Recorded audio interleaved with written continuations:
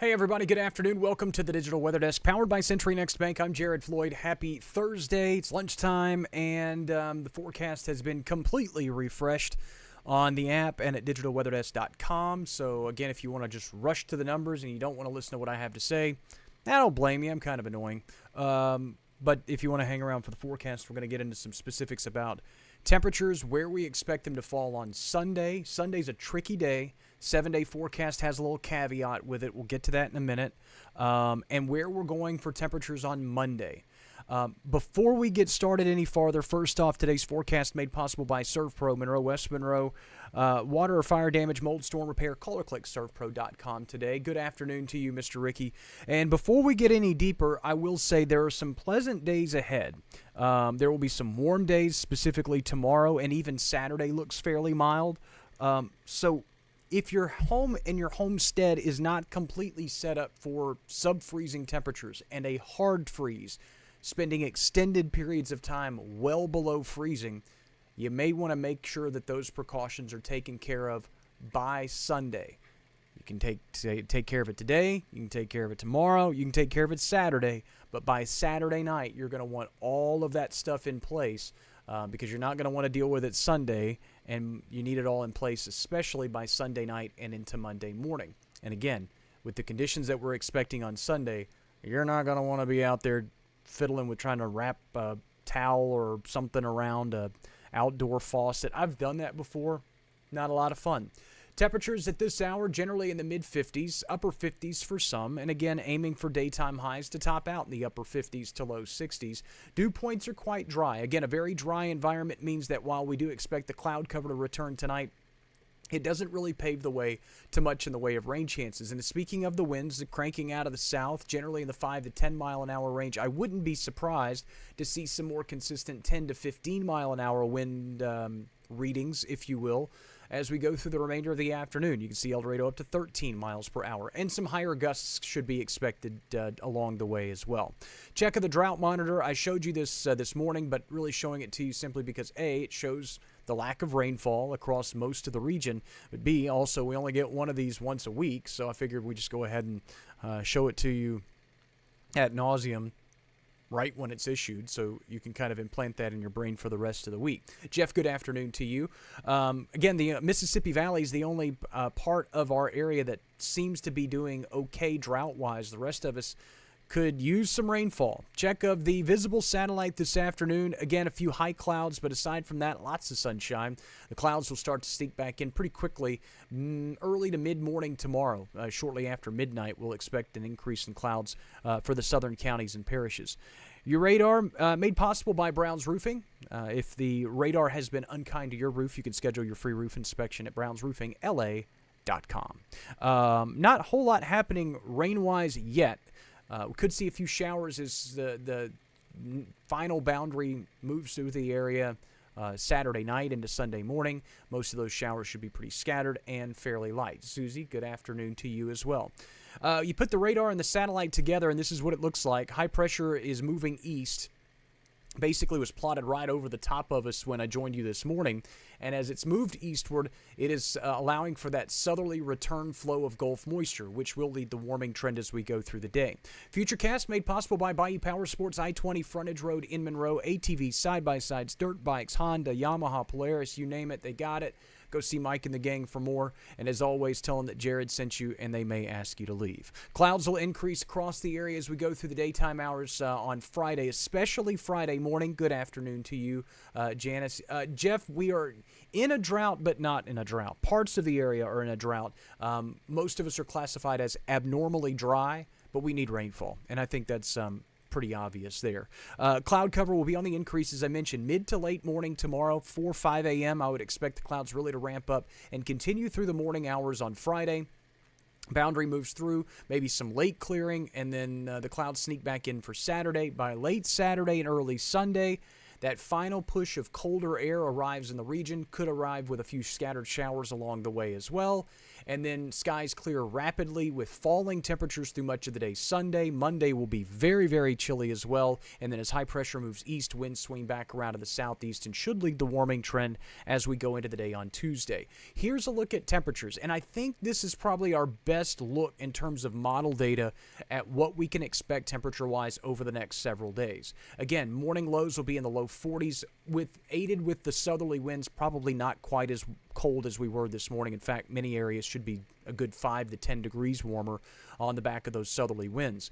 And even as a weak cold front passes through the region tomorrow, the boundary itself kind of compresses the air a little bit, and we get what's called compressional warming. So a lot of us could be in the upper 60s to near 70 to round out the work week tomorrow. The northerly winds build in late, so we will be at least somewhat cooler for Saturday.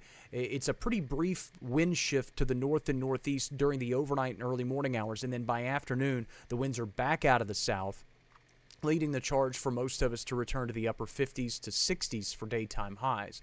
The much colder air arrives Saturday night, and so I froze this at midnight on Sunday, and here's why. Traditionally, or I say traditionally like it's tradition, normally you have your high temperature for the day met sometime during the afternoon, and you have your low temperature for the day sometime during the early morning hours just before sunrise. That's why you often hear to me refer to them as morning lows, daytime highs, because that's usually what they are, a morning low and an afternoon or daytime high. Sunday's not going to be like that. Sunday, our high temperature is probably going to be whatever we're at midnight when the calendar flips from Saturday to Sunday. Whatever temperature we are at midnight will probably be our high temperature for the day. Temperatures will fall through the rest of the early morning hours. They may level off for a little bit during the afternoon. I wouldn't necessarily call it a warm-up. Probably staying pretty steady in the upper 30s through much of the afternoon hours on Sunday. And then by Sunday night, whatever temperature we are at 11:59 at night before the calendar flips from Sunday to Monday, that will likely be our low temperature for the day. So we're going to have a midnight high and a midnight low with falling temperatures through much of the day on Sunday. So when you look at the 7-day in just a minute and you see 49 and 25, and you're probably thinking, okay, it's going to be really cold Sunday morning, and then we're going to get a little warmer Sunday afternoon. That is 110% absolutely not the case. We will start at 49 at midnight, and we will gradually eventually fall to 25 by midnight 24 hours later. I hope that all makes sense. It happens every now and then. We've already had a couple of occasions this year where we've essentially seen falling temperatures through the day, so you see the midnight high, midnight low kind of thing. It happens a lot during the wintertime. It occasionally happens during the springtime. It's not something that you should be alarmed by. It's a pretty frequent occurrence when you have a pretty potent cold front pass through the region. All that to say, it'll be very cold as we go into Monday morning. So we'll set our Monday morning low. That'll be our low temperature for the day. So we'll kind of get back to normal for Monday. A lot of us will be in the low end of the 20s. The upper teens are not out of the realm of possibilities. But again, we're talking hard freeze criteria at this point for Monday morning. A lot of time below freezing and well below freezing. Winds will swing back around to the south during the day on Monday, but probably not enough to make much of a warm-up. We'll aim for the upper 30s to low 40s, and those southerly winds continue to keep us a little bit warmer as we go into Tuesday morning. In fact, we'll probably hit our low temperatures for the morning a little bit earlier because we'll probably see temperatures climb as we go into Tuesday mid-morning. But overall, it's still a very cold air mass. So even with the southerly winds, I still expect most of us to drop below freezing Tuesday morning. Winds are back out of the south for Tuesday afternoon, and we'll probably climb back into the low to mid-50s.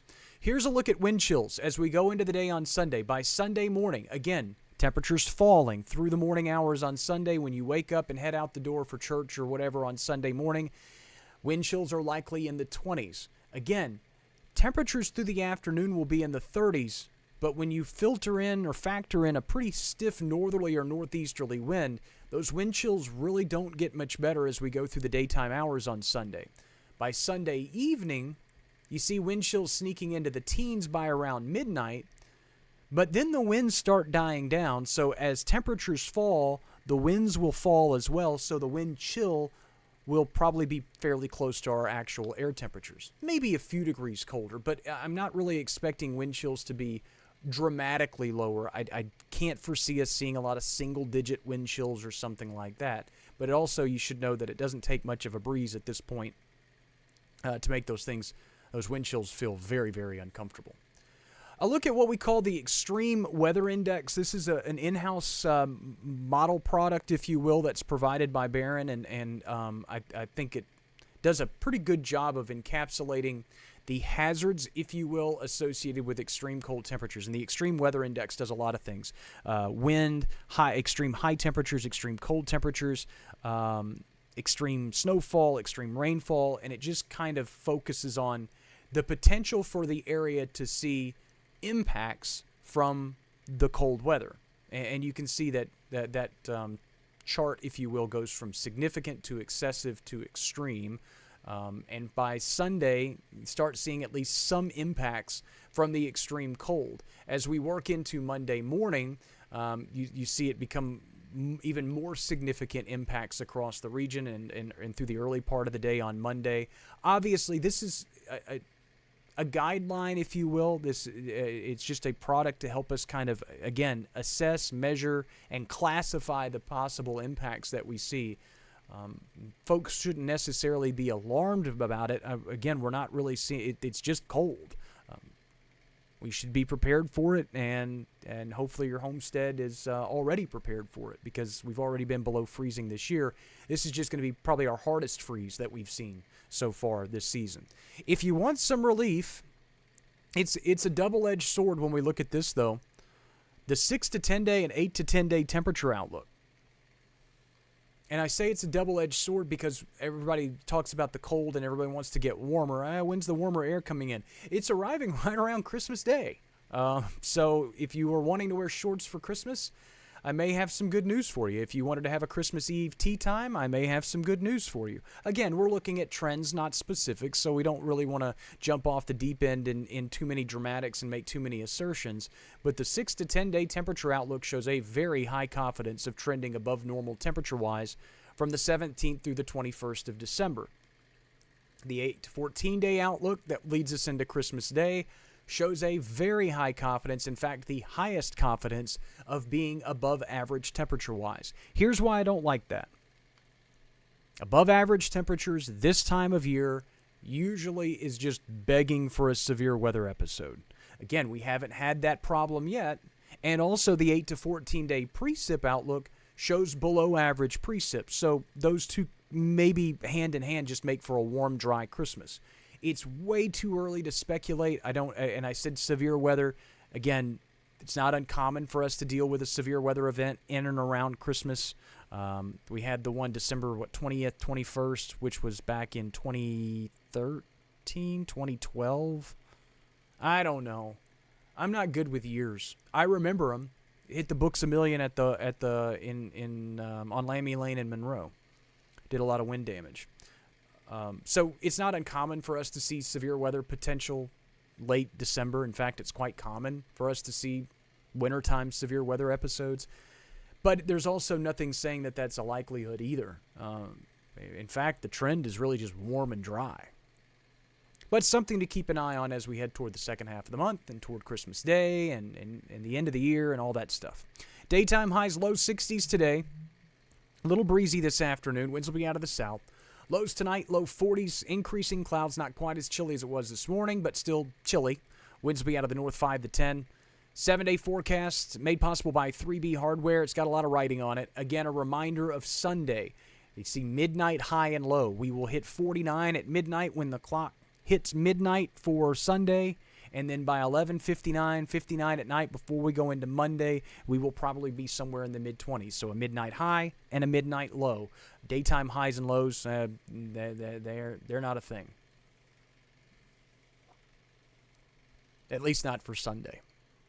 Slight chance of rain on Saturday, which will increase, especially along and south of I-20 for Saturday night. Those rain chances go up to 40 or 50%. Again, your specific locations forecast can be found at digitalweatherdesk.com or on the app. You just input your address, your location, your zip code, whatever. and it will give you your specific forecast for your location. So when you see those numbers for Sunday morning, for Sunday and for Monday morning, they may be a little different depending on your location. Expect hard freeze criteria on Monday, however. That's the big weather headline at this point. Make sure that your house is prepared for an extended period of time below freezing, starting late Sunday evening and continuing until, I would say, a good 12 to 18 hours below freezing. Maybe longer, depending on the depth of this cold air. Again, forecast is always available at digitalweatherdesk.com and on the app. Fish and Game comes out later tonight. I'll join you later this afternoon, this evening, with a look at the forecast, any updates, any changes that need to be made between now and then. We'll make those. And some football forecasts. If you're getting ready to head to New Orleans for the Sterlington-Gina game, I'll have a quick video forecast for that today. We will have the Ouachita-Ruston forecast tomorrow because they play at noon on Saturday. But I want to get that out a little bit earlier in advance, just simply because a lot of folks are going to head down tonight, probably stay the night, because the game kicks off at 3:30 tomorrow. So kind of an awkward kickoff time on Friday. And hopefully, did they let the kids out of school for it? I hope they did. They let them out of school for everything else. Let them go down and cheer on their classmates. Thanks so much for stopping by the Digital Weather Desk, powered by Century Next Bank. I hope the school superintendents and officials aren't watching. I'm not trying to tell you guys what to do. You guys do a great job. I'm just saying. Football at 3:30 in the afternoon on Friday is weird. Forecast is always available on the website and on the app. I'll check in with you later today. Enjoy the rest of your Thursday in the sunshine as we trend warmer going into Friday.